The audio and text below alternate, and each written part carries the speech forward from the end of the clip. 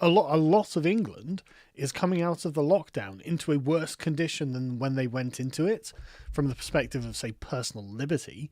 It's mad. I thought we had a lockdown to stop this virus, and then we had another lockdown to stop this virus, and now we're going into a worse sort of semi-lockdown than before. It's like, okay, I think if there's one thing we've worked out after a year of having to deal with this virus now, is that lockdowns aren't the solution. They don't fix it. They don't fix it.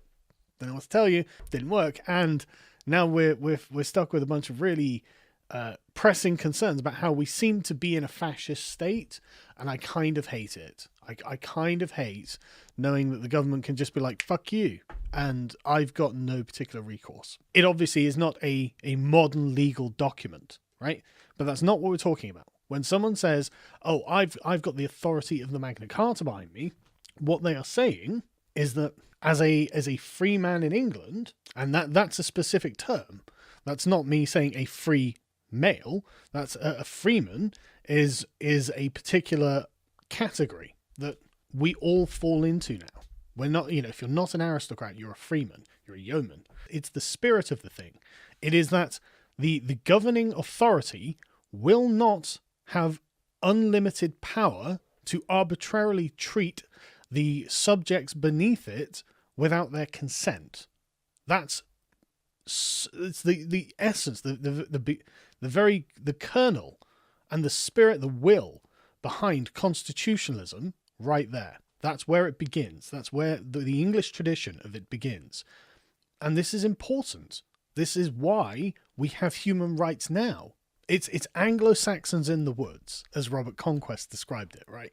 Where they're figuring out how they should be governed. And they realize, actually, we can govern ourselves and should govern ourselves. And in fact, giving the king unaccountable, which we will call arbitrary. When people say arbitrary, they don't actually mean without reason when talking about this. They mean unaccountable. So arbitrary power of the king. So the king, he could just wake up that morning and go, I'm just going to take everyone's land. Fuck you. You can't do anything about it. I have the authority. I'm the king. Well, it's the same with the state. And it's any relationship between the individual and the state falls into that category. Whether you are a baron in 1215 or you are an English tattoo artist in 2020 or a salon owner in 2020. It's the same principle that applies. It's exactly the same. And it means exactly the same thing. I didn't deserve this. Because they don't deserve this, and the government therefore should not have the power to do it. The government should have limits, and this is the essence of it. This is the spirit of the thing. Like, it's deeply shameful. All of England should be in revolt against this, and just carrying on their lives. Just carry on as you choose, because fundamentally the government can say whatever they like, and I'm sure they can send their stormtroopers in to enforce it. But at the end of the day, they don't have the right.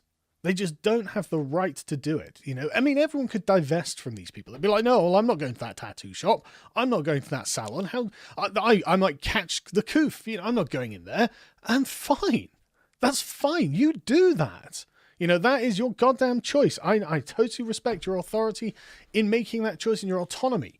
You should be able to make that choice. You don't have to go in their tattoo shops, but you also don't get to tell them they can't fucking run them.